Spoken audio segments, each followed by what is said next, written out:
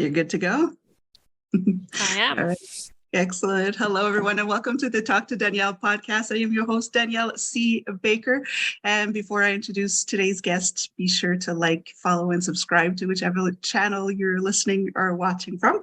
And today I have an amazing guest. So those who listen to me regularly know all my guests are amazing, but this one in particular really I'm so happy to have her on because she talks about a subject that is very, very important. And it's all about food inclusivity. So for those of you who have dietary restrictions, allergies, if you're vegan, vegetarian, you know exactly what we're talking about. So I am introducing our guest today, the lovely Heather Landex. Thank you so much for coming on today. I really appreciate it. And thank you for having me. Yeah.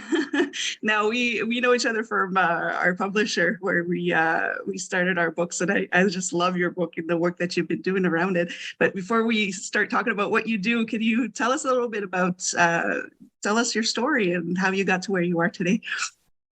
Well, I think like most graduates, I graduated with a biology degree, not knowing what on earth I was going to do. I disappeared immediately, even before graduating, the ceremony and everything. I disappeared to Australia. I'm British, so it was pretty much the opposite side of the world. I had a friend there, so I was supposed to go there just for a few months, but I had ideals of being a conservationist, tracking animals and being out in the outback and all of these things. And I did do that for a while. I did it as a volunteer, and then I helped some PhD students, and I did some quite cool jobs like possum tracking and tagging stingrays and that kind of thing. But actually, conservation is pretty gruesome. And I found a lot of like some of the animals die in the traps, or a lot of conservation work is killing stuff, like pest control and invasive, especially in Australia, there's a lot of invasive species and they poison things. And if I trap a cat, for example, I'm a complete cat lover. I just can't do the thing I'm supposed to do, which is kill it, basically, euthanize it. I basically give that job to someone else because couldn't handle it. So I eventually retrained in New Zealand. I went and tried to become I was a dive master for a short while. But it's not one of those careers that you could probably sustain very long. There's a lot of lift. It's quite a laborious job, and you have to have like that energy and dive in the same sites and things like that. It soon wore thin. So I returned back to Britain and retrained in the protection of humans, because you don't tend to control disease and things in humans by killing them or hurting them. There's some ethics involved there. So I retrained in the conservation of humans, which is environmental health. And then I had a sort of affinity with the biology background for bacteria and gross stuff, study of, diseases.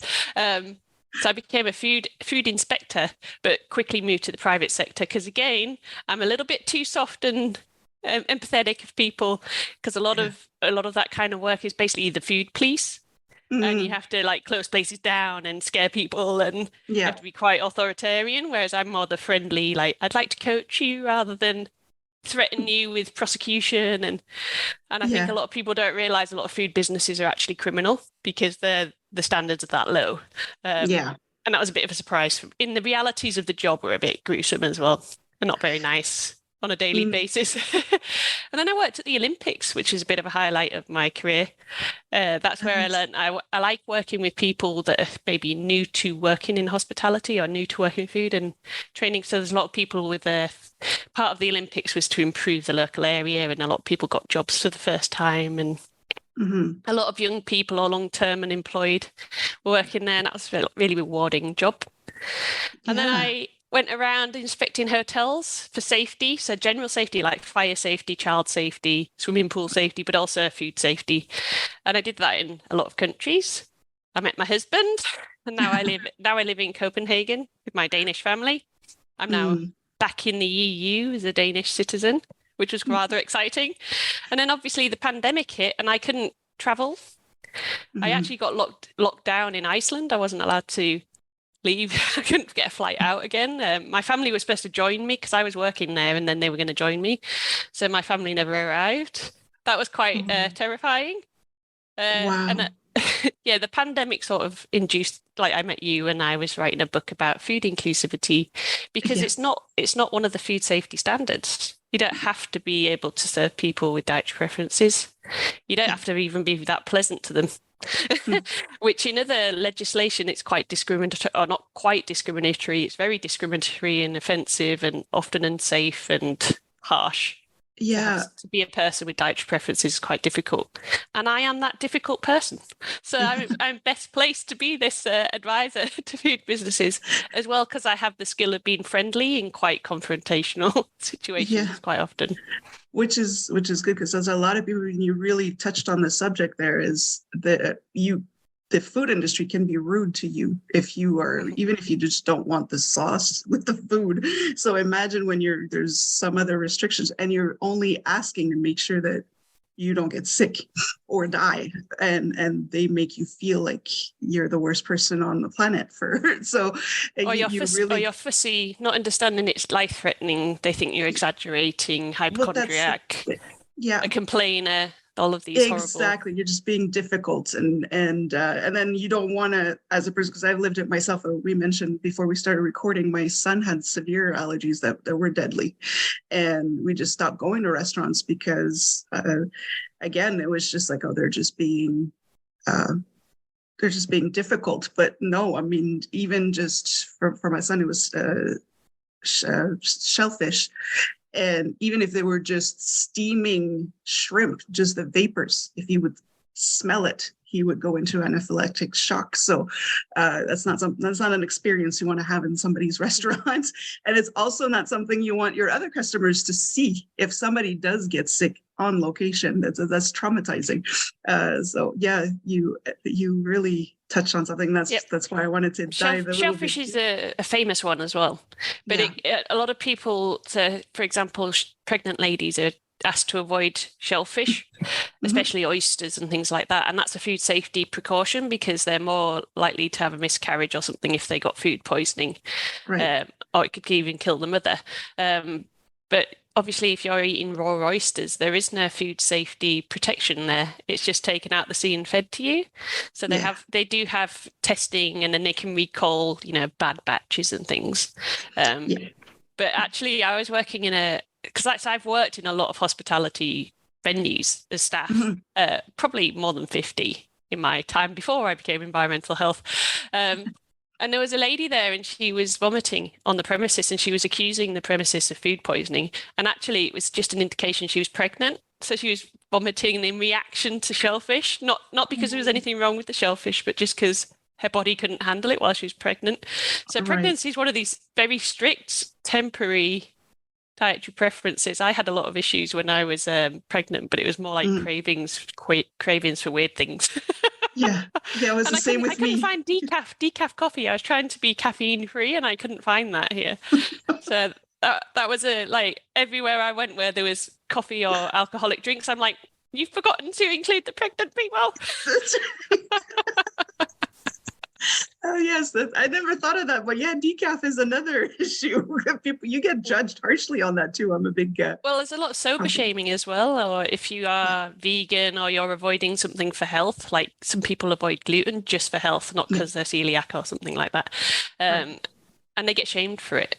Like, oh, you're on a fad diet, and you're like, well, they're entitled to eat whatever or not eat whatever they want. Yeah, especially people who may be avoiding alcohol or avoiding alcohol or animal products for a religion. They get treated differently. So there's this whole level of equality going on.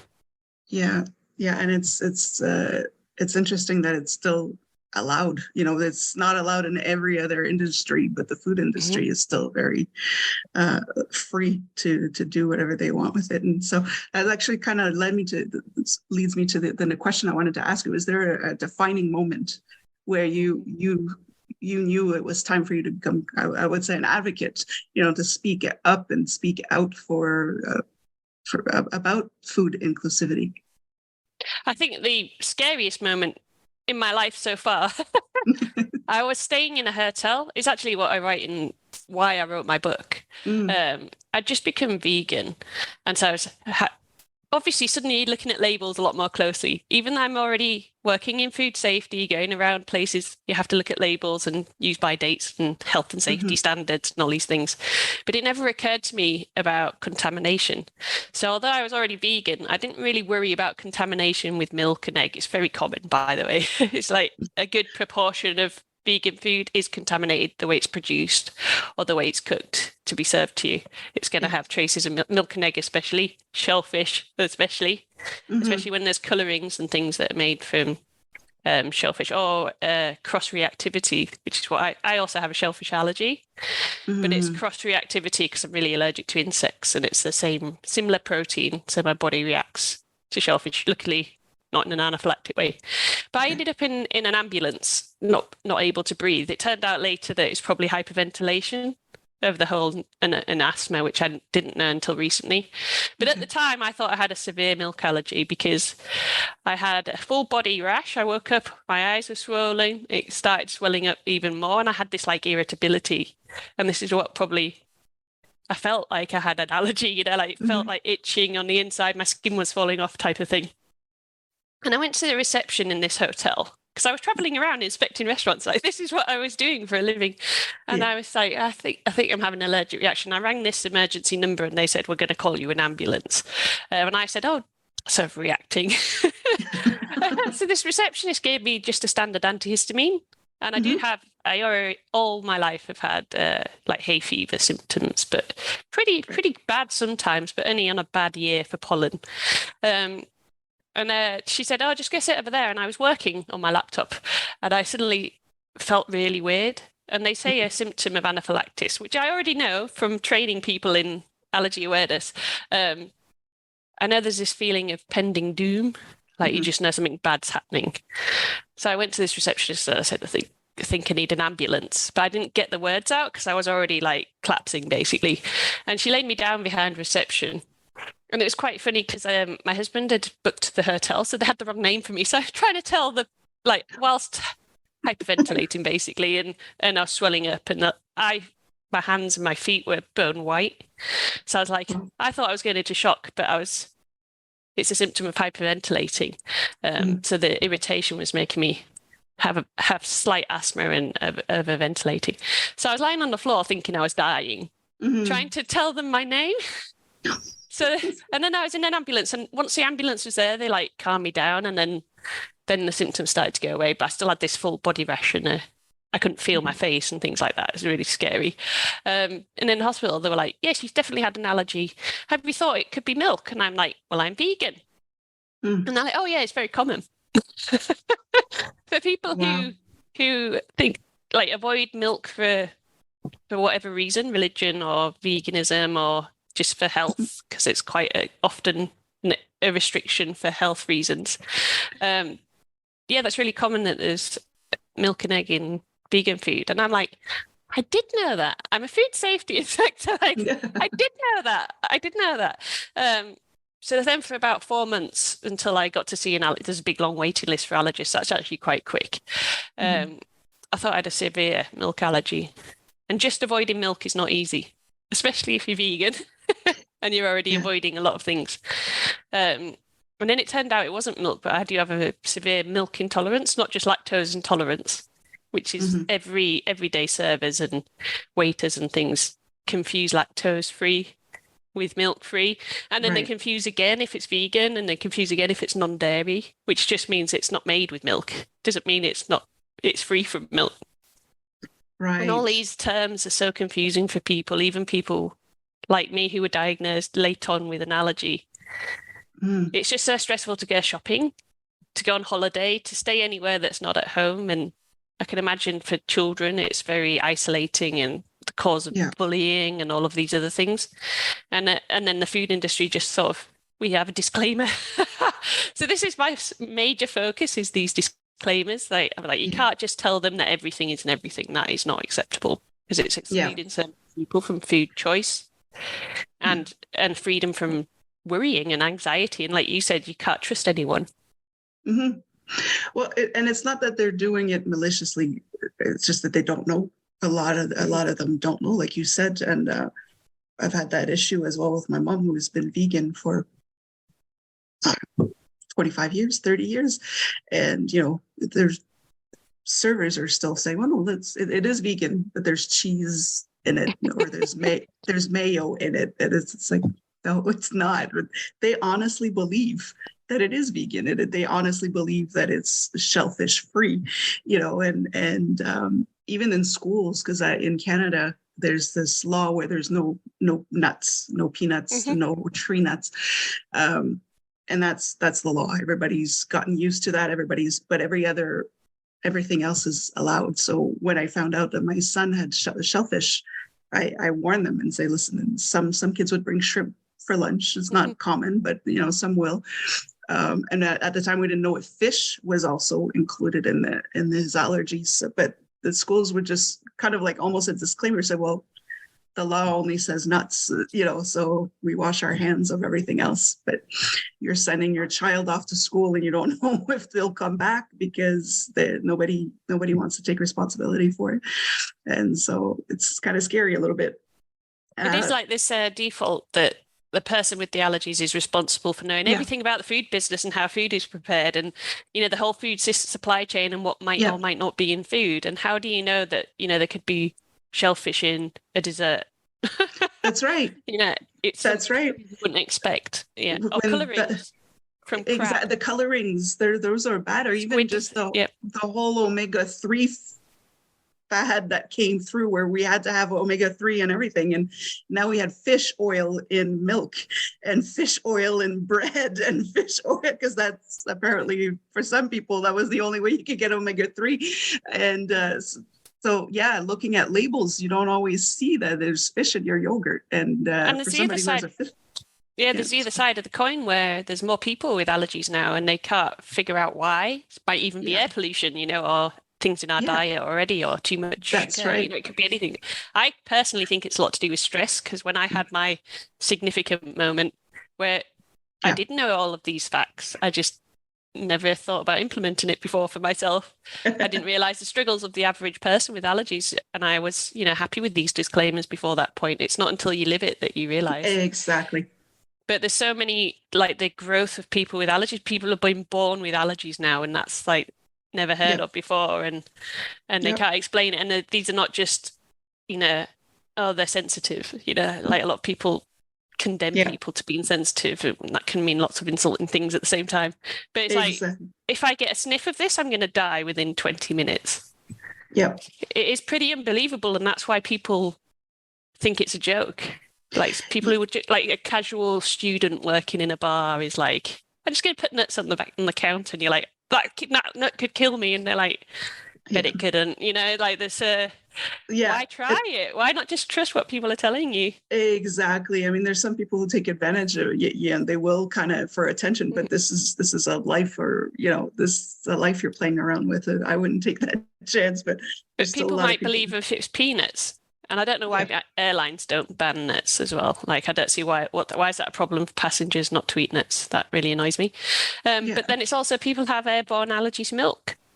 Mm-hmm. And milk is actually the most common dietary preference. Like 1 in 5 people avoid milk for whatever reason.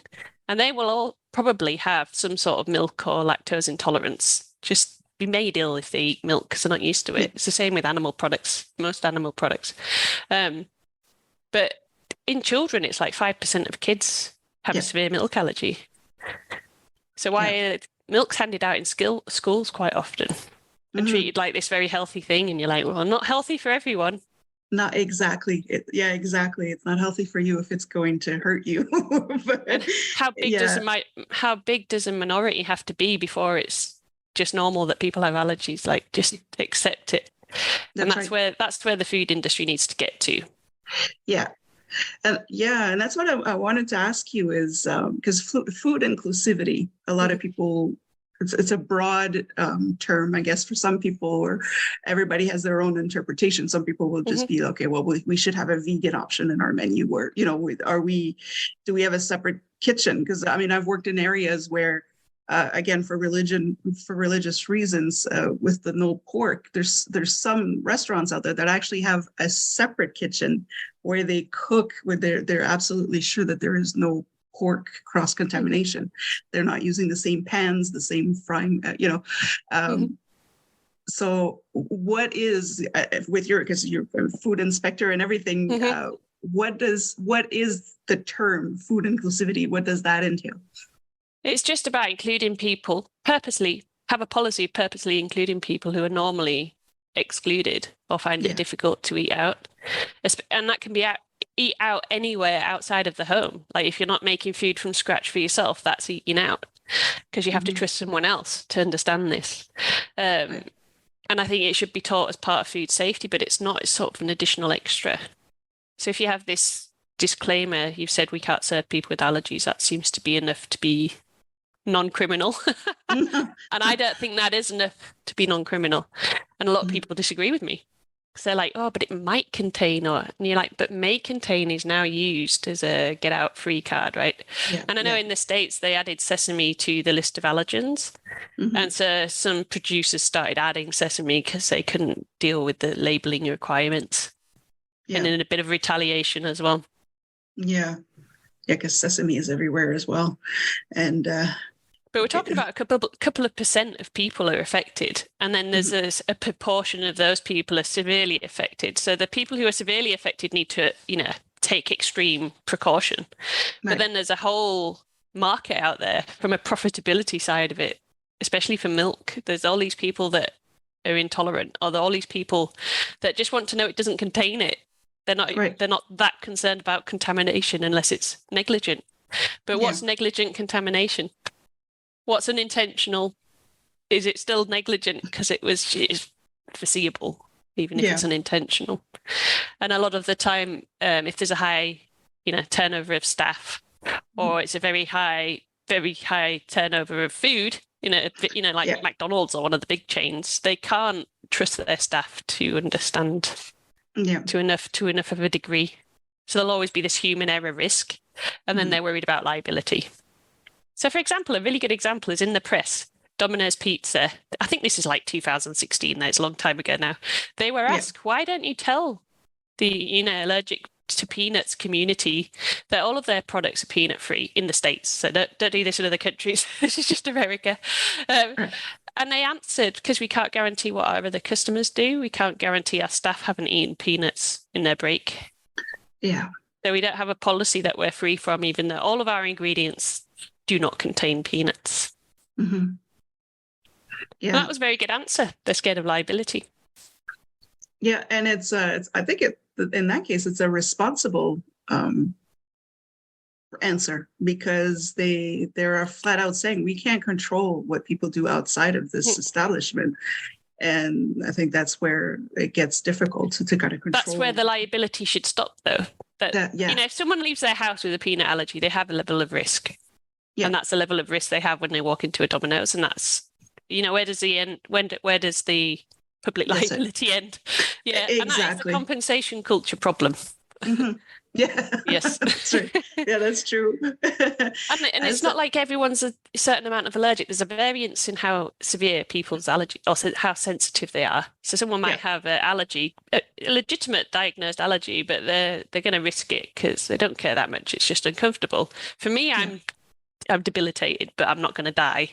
So I could take risks for certain pleasures, like if I'm on holiday and I want to eat breakfast, I'll take more risk than maybe if I could skip breakfast, for a week. Right. I can't not eat for a week. But if I had severe allergies, I wouldn't risk it at all. I'd have to take, an extra bag with me with all my own food. Really take it to the extreme, especially on aeroplanes, because they probably were, again, if it's not peanut or some of the famous allergen, if it's milk, they're like, there'll be milk on the plane. We're going to give it out.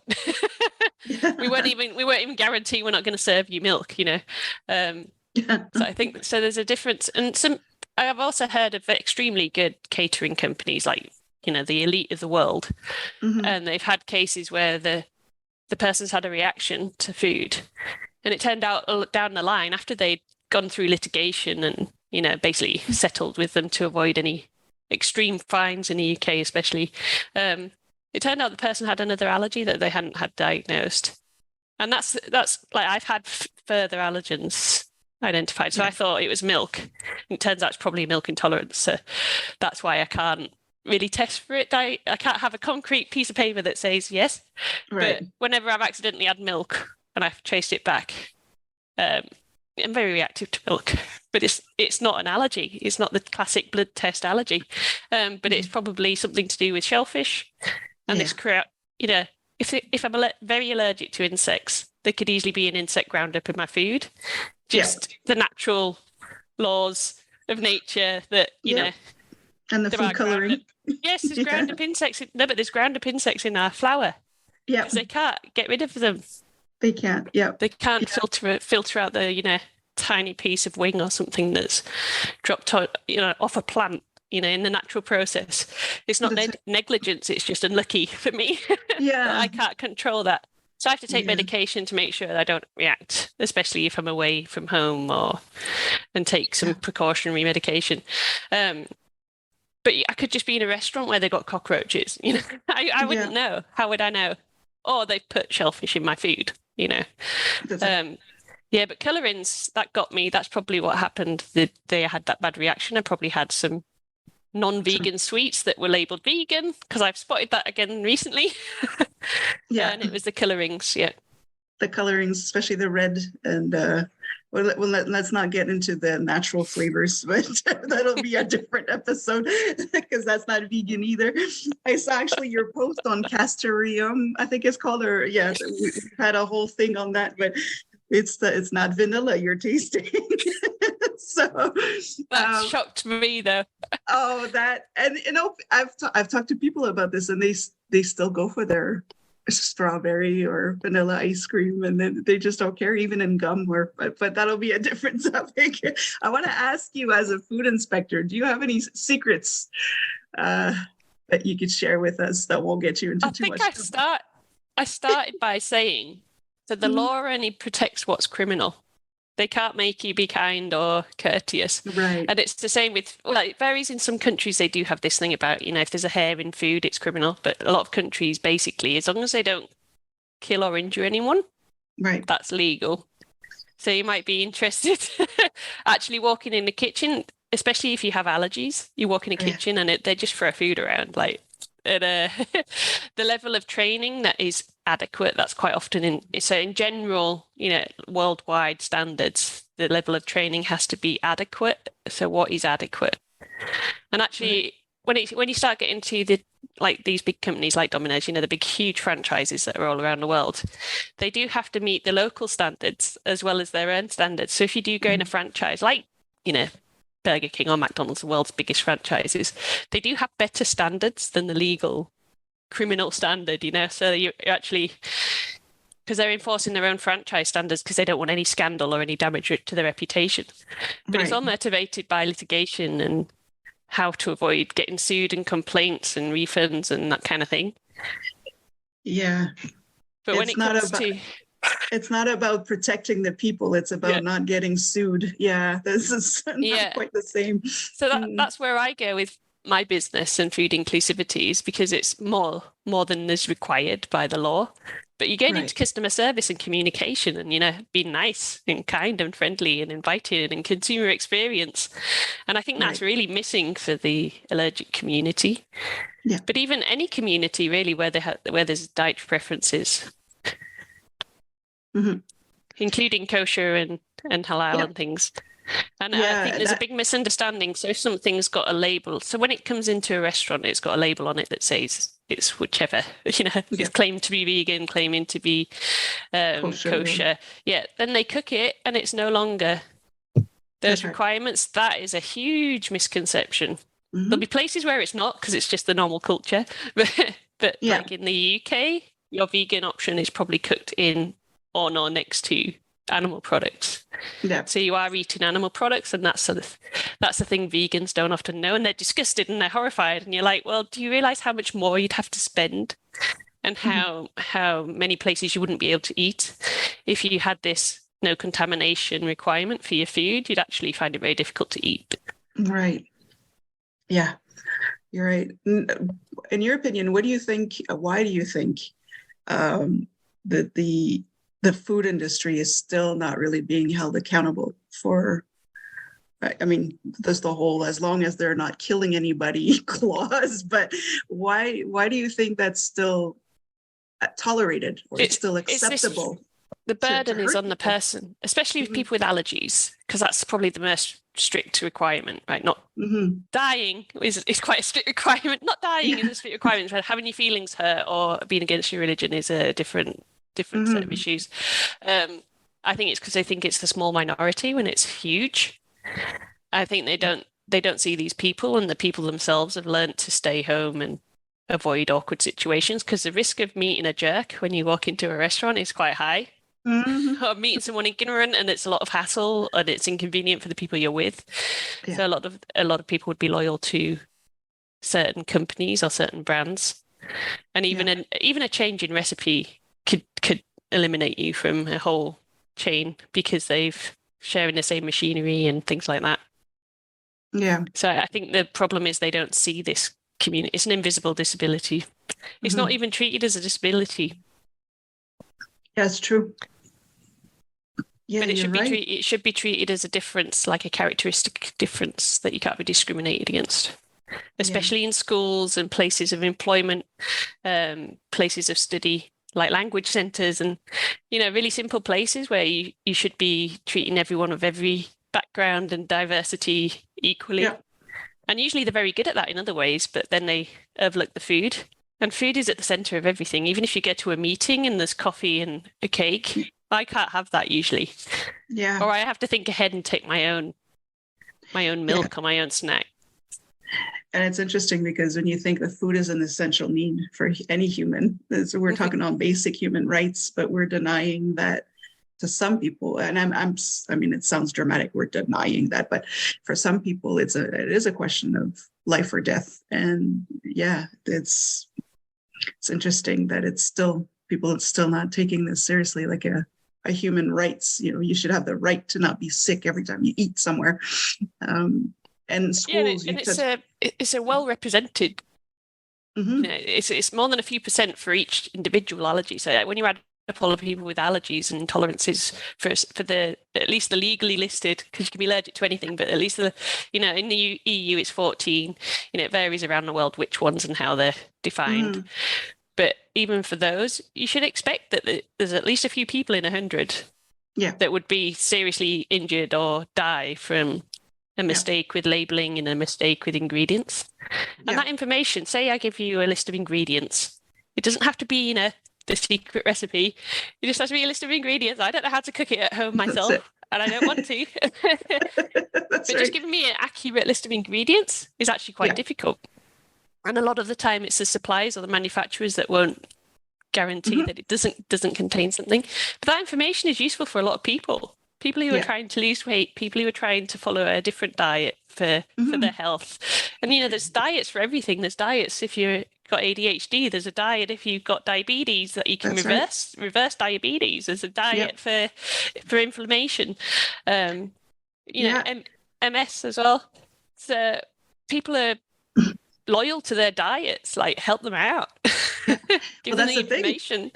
Yeah, and that's another very good point, because there's some people, even with the medication that they're taking, that it has nothing to do with food here. There's heart conditions, depression, anything. Avoiding potassium, avoiding... Exactly, the potassium. I mean, my mom can't have grapefruit because she's not being difficult. It's just, this is, if she wants her heart to keep working, she needs to stay away from that stuff. So we need to take that seriously. And for children, you were saying a lot of people just expect the people who have those intolerances or those restrictions to be responsible and take care of themselves. But if you have a 4 or 5-year-old at school, how, it's different when they're in high school or even in junior high, but there is a responsibility. Parents are sending their children to school, expecting them to be safe, so that it needs to be taken seriously. And they have a duty of care, a lot like hospitals. But for example, in the UK, there's these Facebook groups, and it's just some vegans that are willing to take food to the hospital for the vegans because there's no food. There's no food for them. I went into hospital overnight. They thought I'd had a stroke. It was quite scary as well. Wow. But I was actually very calm until afterwards. I was like, that was actually quite scary. They gave me 2 bananas for dinner. And I'm like, cool, I like bananas, but this isn't really going to sustain me. Luckily, I'm in here till tomorrow morning. I got offered another banana. I was like, no, you're all right. That's not a balanced meal. It's same with my mom who's vegan. She just had a massive heart attack and they were just giving her lettuce, so we make it a joke and say, okay, now you're a rabbit. But like there was nothing else they could give her. And she was even telling them I could have this and this, she was making a menu for them and they wouldn't do it. So and I think the mass nature of food these days, fast food and convenience food, makes it harder to adjust things for people. So it's either take it or leave it. And we don't have to, and they don't have to do, there's no equal opportunity for people with different dietary preferences. That's right. And I'm sure in workplaces it causes, people won't get promotions because they're not that social, because they have to go and eat dinner somewhere else, and they inconvenience their colleagues because they have to wipe down the keyboard or not bring nuts to work as well. And I think that's just a general thing that everyone should accept is just normal, to not bring the thing someone could die from into the office.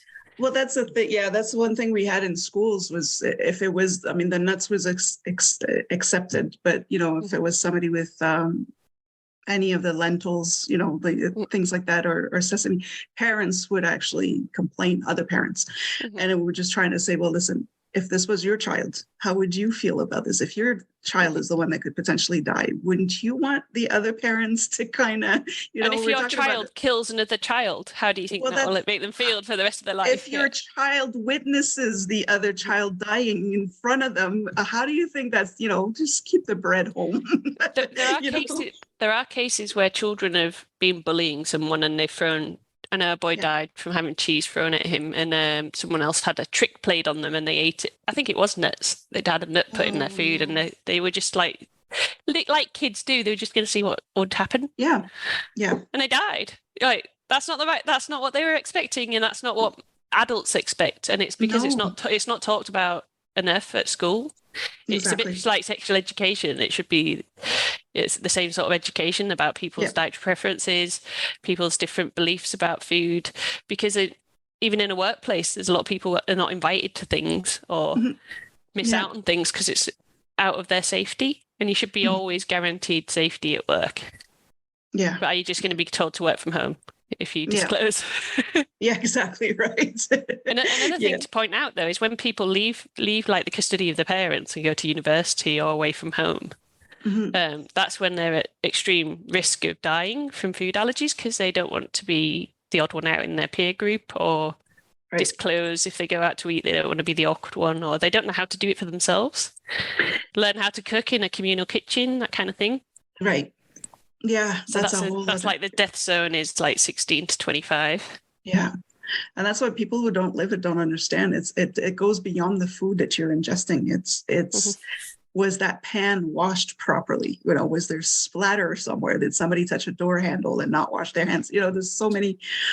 Yeah, it's a lot like that. It's not a disability; it's the environment that disables them. Yeah, there's a lot of scenarios where that is very applicable, and in the workplace, you should guarantee someone's safety, and that would guarantee the thing that would disable them.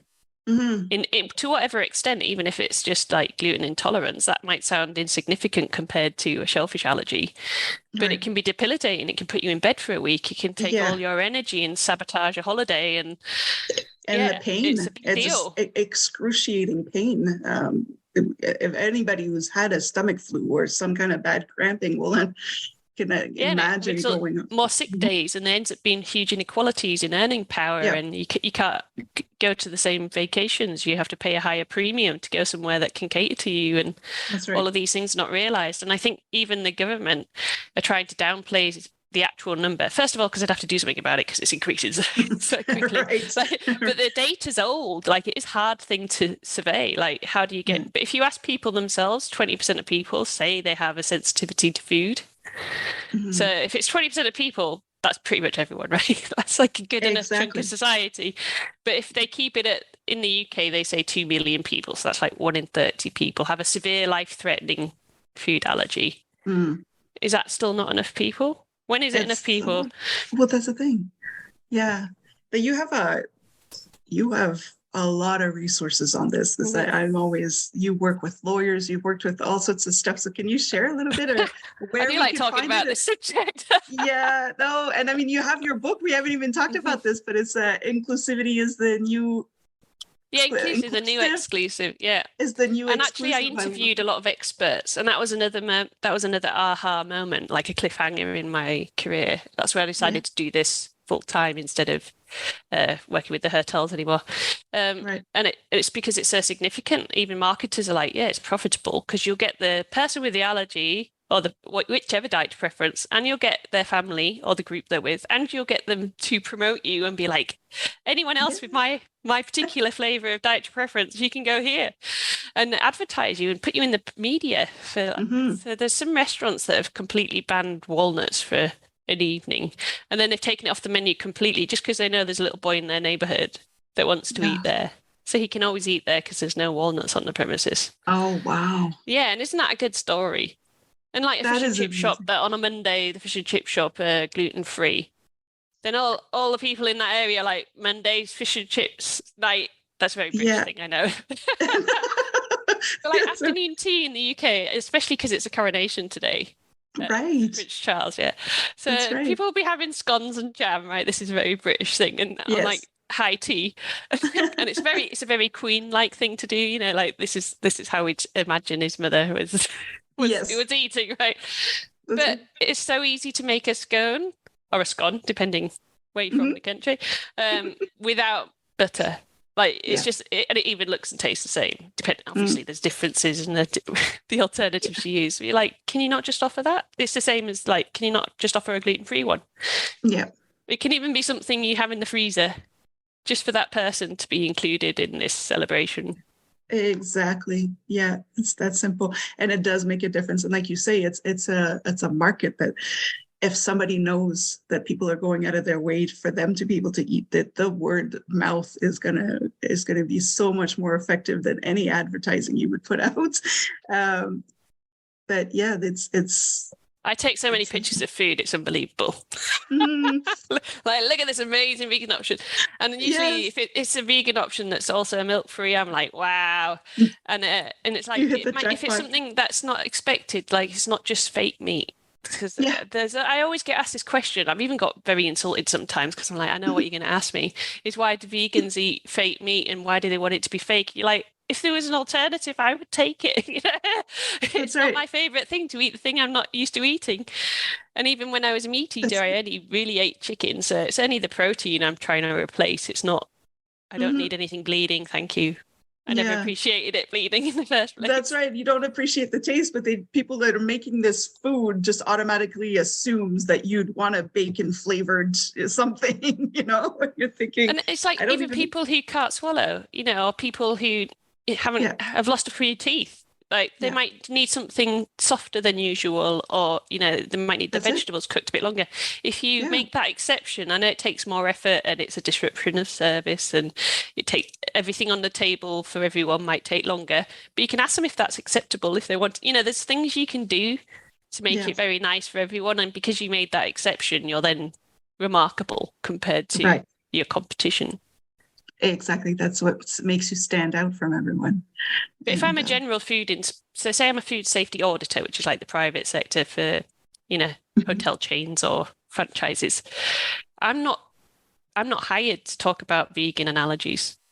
I'm hired to do this checklist. It's a bit more complicated than that because you have to assess things based compared to a set of standards, but it's not mentioned. So if I tell someone who's taking orders, let's just say a McDonald's type scenario. I haven't worked at McDonald's, so I can say that. And they're probably the best in the world for their training, actually, but which you wouldn't expect, but it's true.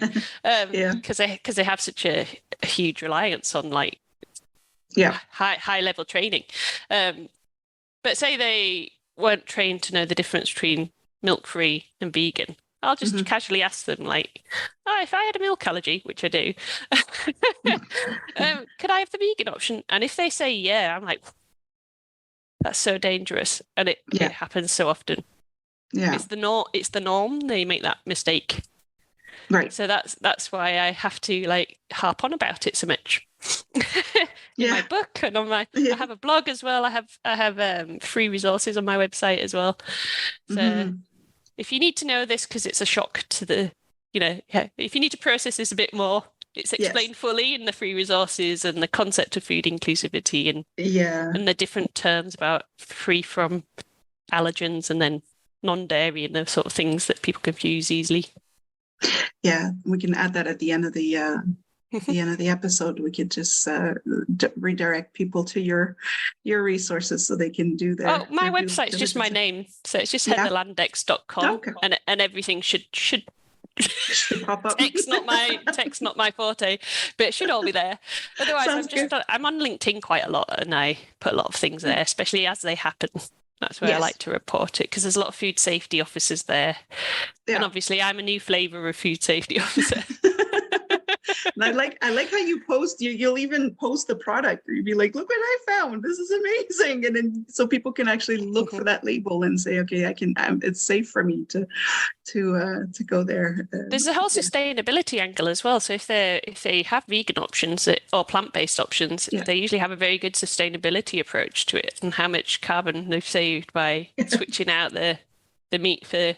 I don't know, some fake meat or avocados. And then people have a debate about avocados and it's always like, what do you want to debate? Do you want to debate who's producing the most carbon, who's using the most water? Yeah. There's that whole other side of it. Yeah. How is your work received in the food industry? I can imagine that, when you're starting to hold a mirror in front of all these people, some of them may actually be interested and say, wow, thank you. I didn't know where to get this information. And some people may, because they can be rude and mean and nasty. How is it received when you approach people with it does polarize people. I do like to explain until they're persuaded. So I am working on the whole industry all at once. But usually you met with because I have a food, ex-food police background, I'm vegan, I have allergies, I'm usually met with disdain. I'm not their favourite person. I'm their most difficult customer. I'm the person that comes in and costs them time and confine them and, usually has a bit of an authoritarian role. But once they meet me, I'm quite friendly. It's better to have me on your side. Yes. So you can ask me questions rather than going to the authority and rather than having a complainer. Because if you've already injured someone, they're not going to talk to you in the same way that I might, preventatively. So it's a bit like the holistic healthcare system, and the prevention rather than the cure. If you've already injured someone, it's too late. But there's so much you can do with communication that's nothing to do with compliance.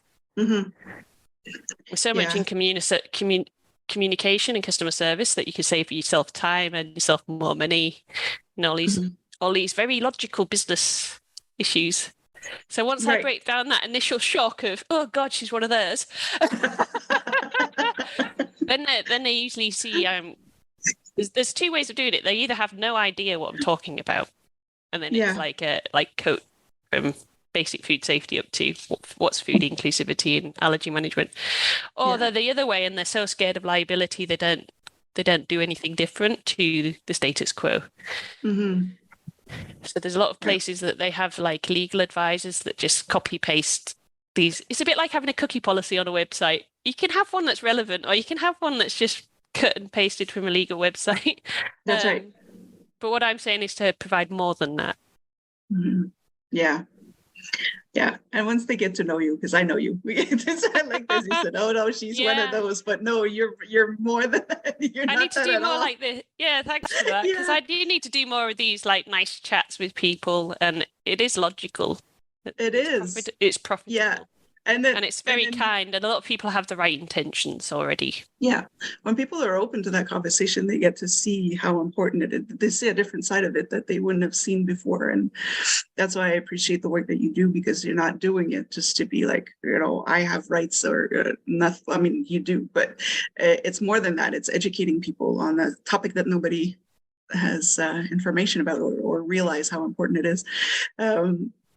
there is a question I need to ask you. I try to stay on track when I do these interviews, is to keep it on the topic. But you said something earlier, and my mind is just like, I need to know more. So this is my own personal question. It has nothing to do with our listeners. I'm sure some of them will. You mentioned you were a possum tracker earlier. Yeah. And the stingray tag and all of that, but possum tracker, can you please tell me a little bit more about that? And how does that look like? Literally, I used to track possums with so they'd have a little collar. Mm-hmm. They have a little radio collar, and I'd go track them at night in the middle of I'd be in the woods in Australia. And there's two types of possums, and we were trying to track if like one's the bad guy and one's the native, like there's the big possums, and then there's the soft, like a lot of the Australian marsupials are a bit vulnerable to invasive species. And occasionally we'd find a snake instead of a possum. We only found a radio collar. Yeah. And then so sometimes we just track them, see where they are and see how many there are and that kind of thing, and their behaviors. Other times we'd trap them and do a health check, because I was working with a veterinarian, so I didn't do any of that. Yeah. And sometimes you're weighing them and that kind of thing. That's quite nice. But I also did lizards and small mammals, like the equivalent of a mouse, but more marsupials. I won't give you the Australian names because they sound really weird. I like handling animals.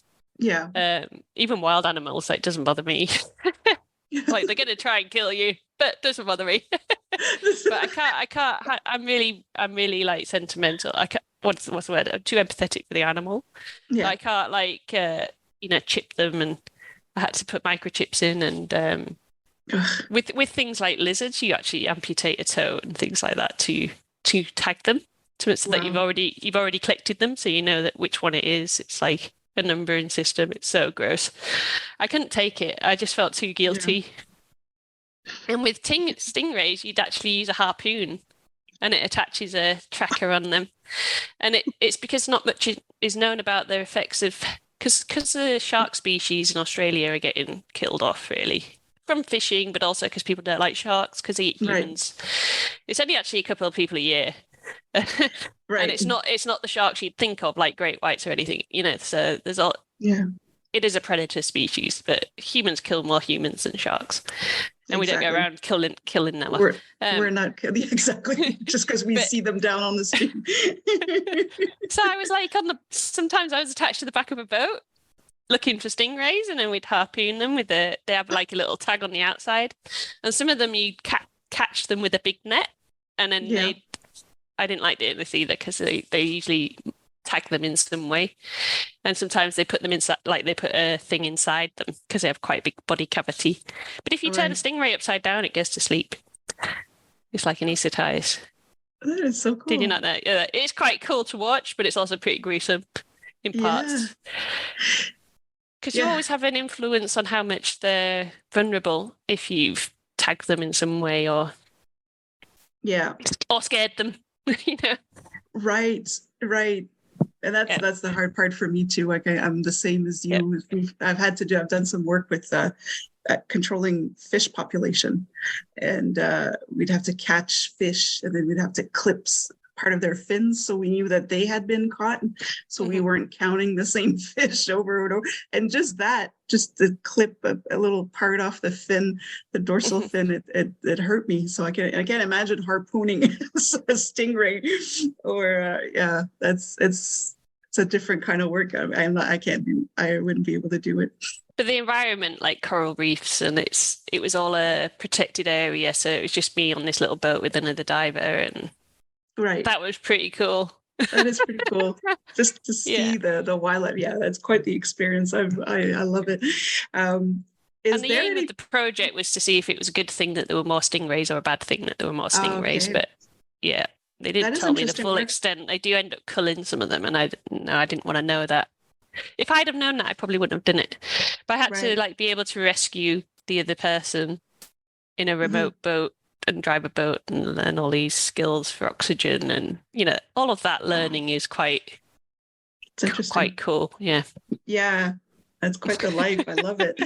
I love it. You've studied food at every angle. But I'm allergic to insects. It's no surprise after Right. I've been bitten by so many things. And you were in Australia and you're allergic to insects. Yeah, Yeah. I got bitten by a redback. Have you heard of a redback? It's not the most poisonous spider, but No, but I've heard it of gave them. me Yeah. a really, really sore leg.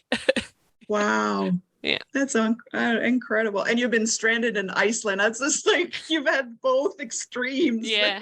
Like, Thank you, pandemic. Yes, that was stressful in another way because I didn't know oh how my I could get home. And my children were quite young, a few years ago. They're only Yeah. starting school now, so they're quite No, young. wow. That's incredible.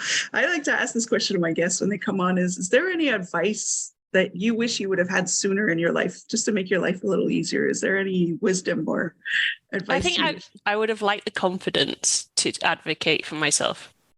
I think I always just so for example, if I was at school with allergies, there's so much I could have done for myself that would have helped myself not suffer so much. And I think I needed to rebel younger against the status quo.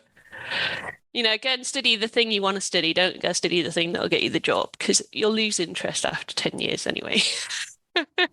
Yeah, that is so true. Yeah, and trial and errors worked for me. Like I started out in biology, came back round to environmental health in people, and now I'm doing something very specific and something I'm very passionate about. Yeah. That's the way it's supposed to go, not like do the job for 40 years, retire, and then you die. Like, I'm not going to do that. Don't do that. No, I believe that too. We evolve as a person. So what we are interested in would also evolve. And I think you mentioned a lot of people are stressed, and it causes effects on their health. But I think that has a lot to do with it as well. We're just so programmed to say, stick to it. It's a good job. You have benefits, you have this and that, but I'm miserable, and And I think, you break especially down. in relation to the pandemic, even just being sedentary and sitting in an office, sitting on Zoom like we are now for too many hours a day is like as bad as smoking. That's going to be the next thing that we need to like work on. We're going to have to all work on treadmills, and that's right. That'll be the next thing. And they actually, already, it's probably the first generation ever that, because of technology and things like that, that the youngest generation probably knows more than the elders now. That's quite mind-boggling. Yeah, and then even for mental health, and they're definitely more. I've noticed that with the, I don't like to call them the younger generation, but the ones who take over from us, is they're definitely more in tune with how they're feeling, and they're able to speak up. We just have to tough it out. But the standing desks are already a thing. They're sitting on a rolling ball. We were already starting all of that, so it'll be interesting 10 years from now to see what will happen. How do you find balance in your life? You're everywhere. Like you were. I don't think I do. I think that's the problem. It is there's not much of a barrier between my professional and personal life. And I'm working on it. And I'm trying to do more things that, using technology and marketing and all these. I'm on a huge learning curve with how to reach more people and do less hours in that effort, Yeah. I'll probably always talk a lot, though. That's probably going to be a consistent thing. That's okay. I should do more podcasts. Do more podcasts. You do. You should definitely. Yes, it helps with that. And I like that, the fact that because a lot of people will say that they'll talk about everything that they do, but sometimes you're just like, I need to readjust. Like I'm at that same point right now where work and home life is kind of jumbled up again. So I need to but you need to take inventory once in a while and make sure you're still on track. Yeah, and I think you sometimes prioritize the adventure and the fun and the unknown. Yeah. Because there's loads more uncertainty than there was 3 years ago. Yeah. Oh, yeah. Absolutely. Yeah, I have to learn how to model it for my kids because I don't know. Yeah. My parents didn't model it for me because they had, standard job 9 to 5 in the UK. That's it for 30, 35 years, and that's what they expected us to do. Yeah. Yeah. They still don't understand. I know I have those conversations with my parents. They still don't understand the way we have to do things now. And then it's like, you can learn in so many different ways now. You don't have to rely on school. If school doesn't suit you, you can still learn and be good at something. And you could probably learn in a more beneficial way. That's the way I feel. And I feel bad. I'm in the education sector, but I will be the first one to say, and I always told my children, do what feels right for you, because I understand what that's like to stress yourself out, go through anxiety and all of that, and still not use your degree. I'm the same. I have a bachelor's in physics, and I am nowhere near that right now. I still love science, but I've seen some of your videos teaching children about science, though. Oh yeah. That will always you've still be got a my skill. thing. That will be the best decision I've ever made, was to teach children about physics and sciences. That's awesome. But I'm not making, I'm not going up in space like I thought I was, but it's okay. I think which teachers you get as growing up though is really important. It's what makes the difference. And that's what happened to me, because I hated science. I hated math. And I had amazing teachers in high school that changed that for me. And math and science is my thing. Like, I breathe it. I live it. I eat it. But I wouldn't. I don't know what would have happened if I went all the way up to a PhD in that. I would have gone insane, I think. But you can keep changing. I'd say I like science and I'm really nerdy. I'm just not academic. I don't like that. I don't like the hierarchy thing as well, and some of it's not practical, some of it's only theory. It is, yeah, and it's also the way that it's taught is outdated. So that's what I try to work on, is changing it up to make it the fun that it actually is. It can be fun. I never thought I'd say the science is fun. Physics is fun. Food safety is fun. Food safety is fun. That's right. Yeah. Harpooning stingrays is fun. That's hilarious. I also asked this question, and I can't wait to hear your answer, just because I know you enough to know that it's going to be a great answer. This is something that a little girl asked me when she was interviewing adults for a school project, and nobody was answering her, and she got all excited when I answered her. So the question is, what do you want to be when you grow up? Oh, I love that question. Well, actually, when I was a kid, I wanted to be a TV presenter. Ooh. So I'm probably going towards that, being a presenter of some kind and a speaker. That's nice. I don't want to grow up is probably the most accurate answer. Yeah, that's a thing. And you don't have to, which is quite a revelation. That's right. I think that's when you've made it as an adult, is when you realize you don't actually, and this is my personal opinion, you actually realize you don't have to grow up. You can stay, you can nurture that inner child in you forever. Yeah, and go towards the things that light you up, and it feels like play. Yes. If you can earn a living doing that, then you're going to do really well. You're doing great. Yeah.